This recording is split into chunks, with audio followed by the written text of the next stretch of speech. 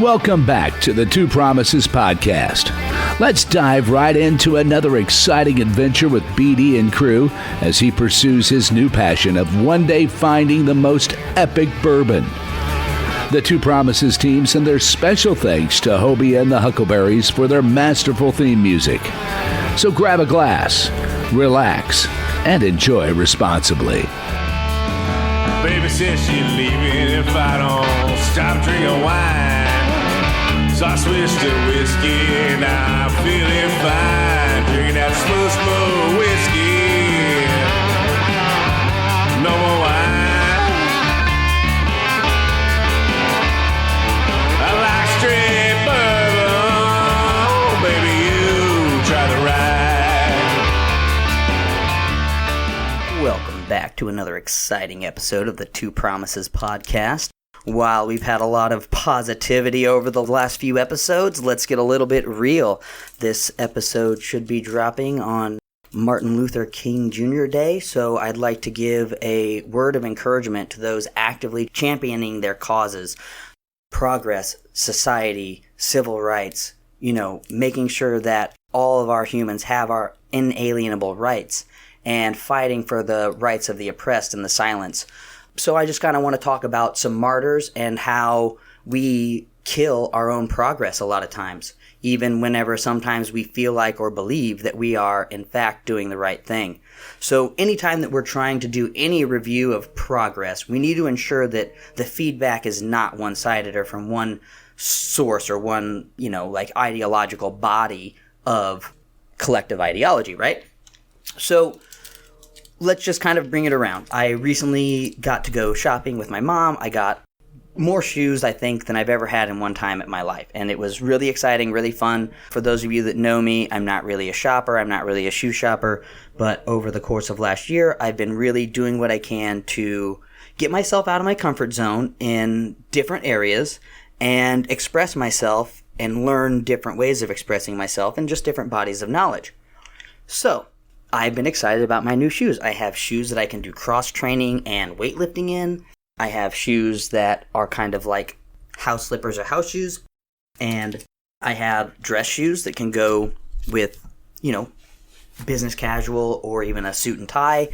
And I also have some more beachy hey dude shoes. So it's been really exciting. So I want to talk about a cause. I want to talk about a demographic of people whose voices maybe are not really being heard, even if we think they are, even if there's, lip service given to them or, we're doing what we can or we say we're doing what we can, but let's just kind of peel back the onion a little bit. So I'm excited about my shoes. And it's a fun experience. And a lot of times it's those small things that we really do need to treasure and we need to value. But again, whenever we're talking about progress, we can't just have that one-sided view. So last week we talked about the quote. I will read it again real quick. From watch your thoughts, for they become your words. Watch your words, for they become your actions. Watch your actions, for they become your habits. Watch your habits, for they become your character. And watch your character, for it becomes your destiny. What we think we become, my father always said that. So I read a little different version of that, and that comes from a 2011 biopic about Margaret Thatcher titled The Iron Lady. And here Meryl Streep is speaking as Margaret Thatcher. So I bring that up to do a counter statement. So I said Lau Tzu has been attributed to that, but also Margaret Thatcher and also all these people. So I'm not here to debate who said it first, but how to illustrate, but I'm saying it to illustrate how voices can be silenced, misattributed, misquoted, misreferenced, etc. Because that brings us back to this memorial episode. I'd like to give a memorial episode for my friend Dale Dawson. He was a Vietnam-era airedale. He worked on air platforms and also on the USS Midway throughout different times of conflict, Vietnam in particular. I believe, and he also helped restore the Midway and a lot of other traditional aircraft after he was out of the service. He was a friend of mine I met at Point Break, and he helped me out on my boat a lot of times, actually, whenever I was having trouble finding reliable help. So this is kind of, okay, so we got Dale. So I met him there at Point Break, great guy. He helped me out a lot whenever I was in a pinch. So I want to kind of we talked about Forrest Gump, right? Forrest Gump. In the intro scenes, he's sitting there waiting for a bus. You've got the feather floating, I believe, and then he's sitting there. He has a young lady sitting next to him, and he strikes up a conversation. Them's looks like some comfortable shoes.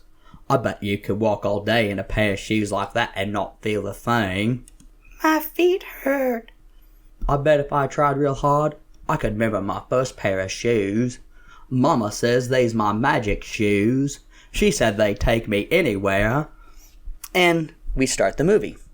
So this episode of the Two Promises podcast so Forrest Gump, my bad, and I guess this episode really is kind of a cautionary tale of blind courage in the midst of political and social turmoil, trying to do the right thing for the right reasons, potentially being misguided or manipulated or whatever, and kind of how things can kind of, life takes its turn, right? So it's a classic. So this memorial might as well come from a man who has traveled many miles, and in Forrest Gump, he's telling the story from someone who'd been all over the world, competed in the Olympics, traveled many miles, ran the width of the country, and could very well appreciate quality footwear.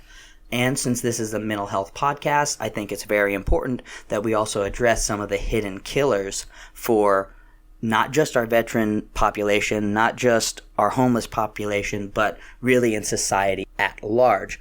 But to illustrate the dynamics, I am using this story of Dale Dawson and his long-term struggle with the Veterans Affairs Administration, being a Vietnam vet coming to an America who completely disowned him and completely, just trash talked them. And we talked, hey, we can't let history repeat itself. We need to make sure that the people who, fight for our country or who are on the front lines, be it healthcare, be it, police, be it the, our fire departments, whatever these workers are, these civil workers are that are working to kind of help, further the common good. And again, I'm not talking about corruption. I'm not talking about those who are not trained and not doing their job the right way, that are not professional. I'm talking about the institutions at large and why they exist and what they are there for.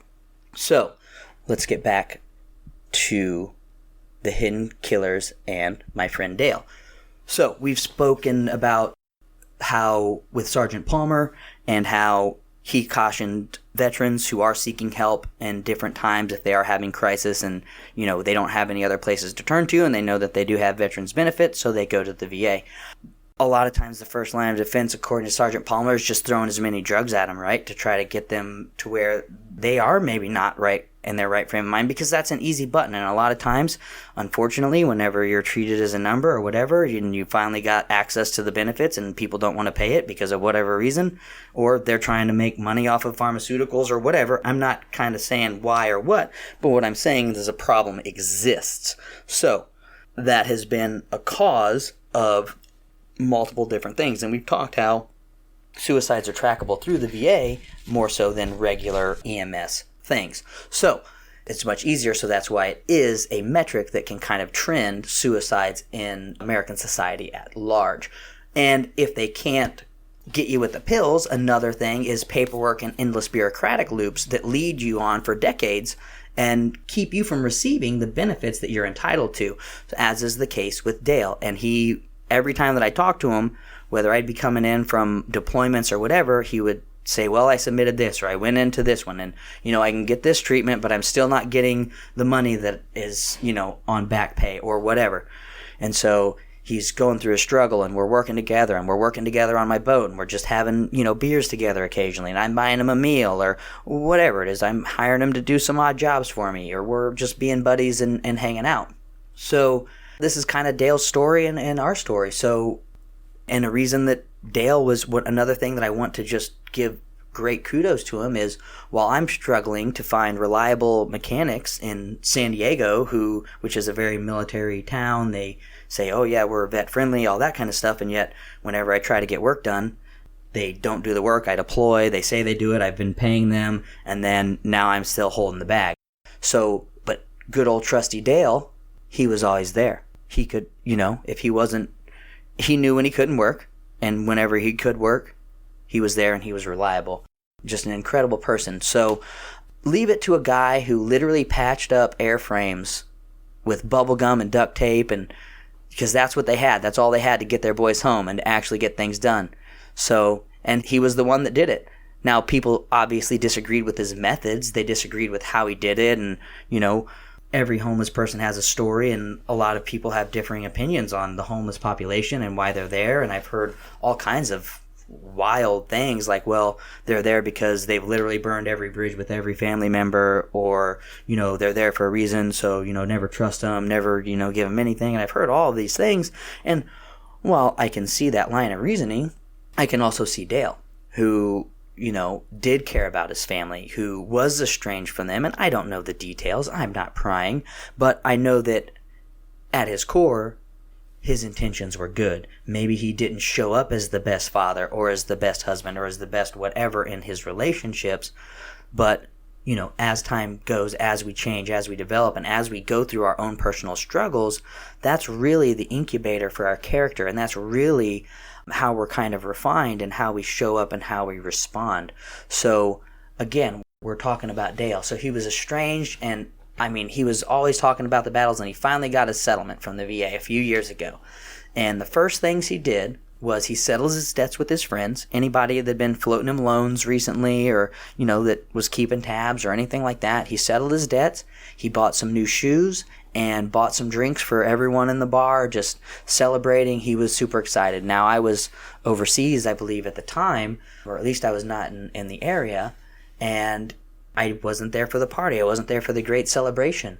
And, well, long story short, his life's finally coming together. He's got that cloud of elation. He's, and different people feel differently about money. Some people, if you want to look back at, say, post-Napoleonic era France, whenever it came to merchant classes, or at least in romantic literature, the Count of Monte Cristo, that was why the trading company of Morel and Sons, the patriarch of the family, almost committed suicide over debts that he believed were unpaid. While he had a great support network of a loving family and people who would weather the storm with him regardless, because of the status of honor in that culture, in that era, at least how it's romanticized, was if the bills are due and you can't pay your debts, well, it's better just to walk away and not be a burden on, your family or whatever, because you're a failure, right? So again, I'm just talking about perspectives, different frames. So he's excited. He settled his debts. I don't know how he felt about money, but I do know that he was glad that he was able to have resettled the balance, because I know him. So life was finally coming together in his very homeless golden years.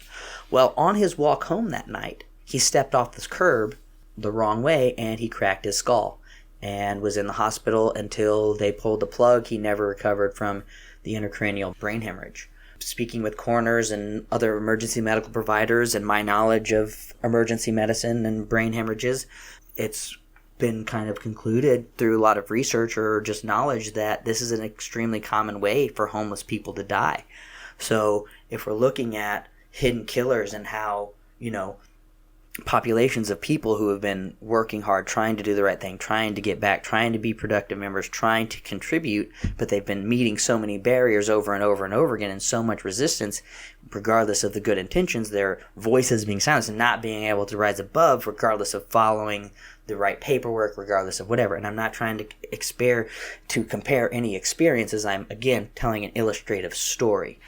So he was familiar with that route, whether it was to his bush, to a boat that he was crashing on, to a place, or whatever. And a lot of people were very concerned that maybe he had fallen in the water, because sometimes he stays out on a boat in the mooring ball, and being that inebriated, that they were kind of concerned for him to be able to get home safe. But it turns out he was actually in the hospital because he'd been found unconscious on the side of the road. So while a lot of these homeless people, once they get their new shoes or whatever, they're familiar with their routes. They're familiar with their different levels of inebriation, whether it's alcohol, drug-induced, whatever, but they're not always used to the new soles of the shoes being higher. That raises their center of gravity, and also the grip and traction can be a lot of time different whenever they're used to wearing the same shoes for such a long period of time. So stumbling and falling, especially on uneven pavement, roads and sidewalks, is an extremely common way for homeless people who are kind of getting back on their feet or getting kind of new shoes can die. So many people and veterans just ultimately die untimely deaths right as the tides are kind of sweeping back in their favor. So I just kind of want to throw out a public service announcement. I want you all to stay very safe in this new year. I want you to plan ahead. I need to remind myself multiple times as well. I catch myself getting complacent. I catch myself not keeping the right balls up at the right time.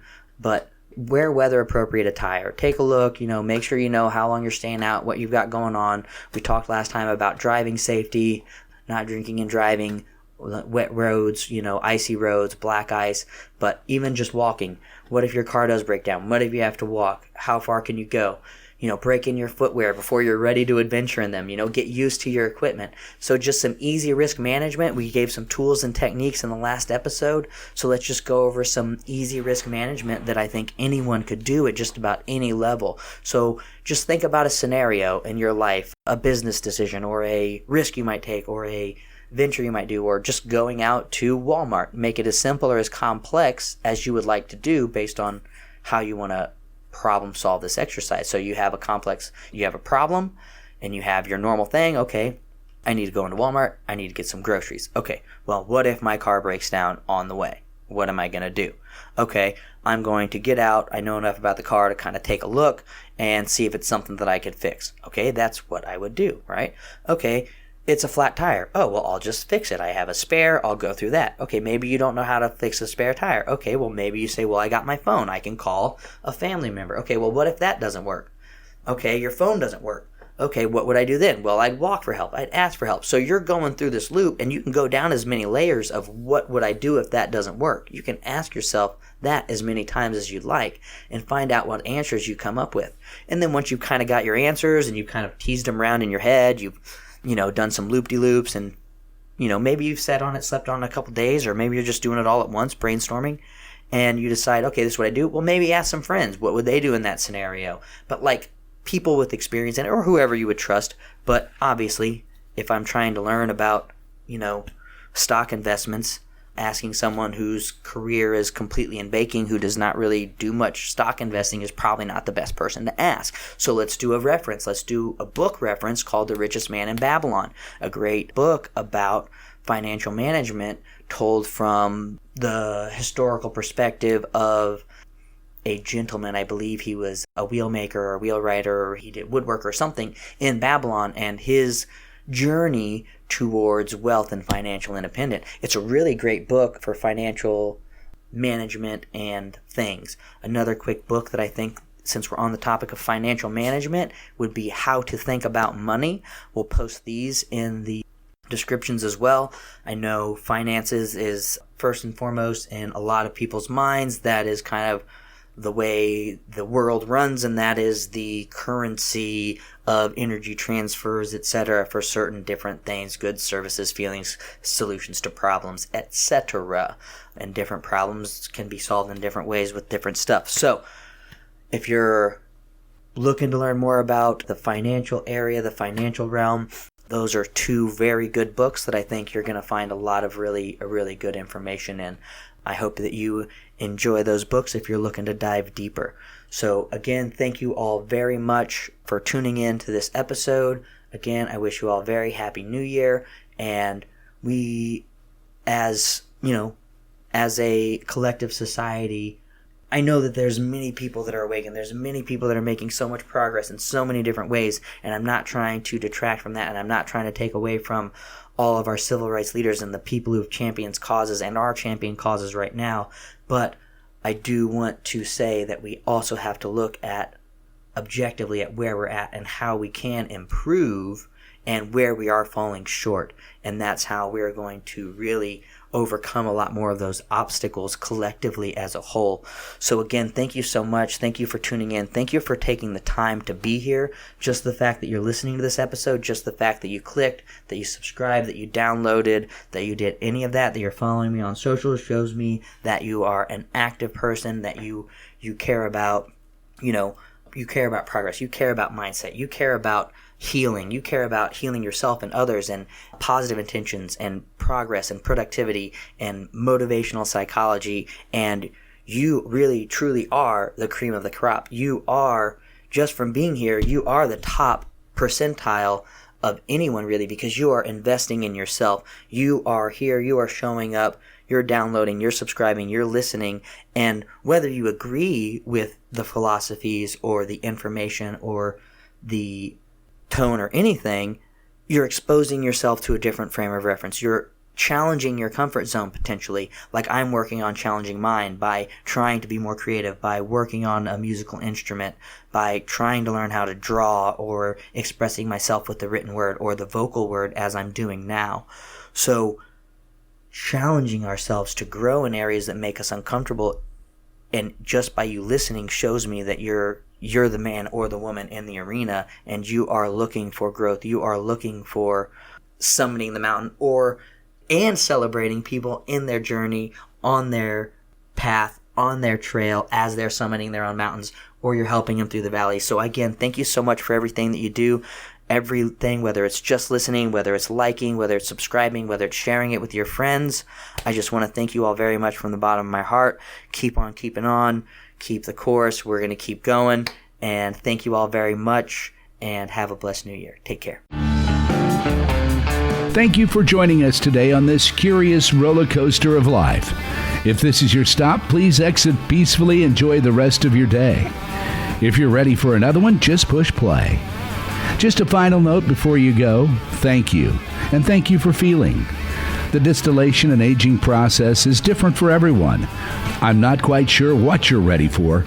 Sip slowly and enjoy responsibly. Baby says she's leaving if I don't stop drinking wine. So I switched to whiskey now.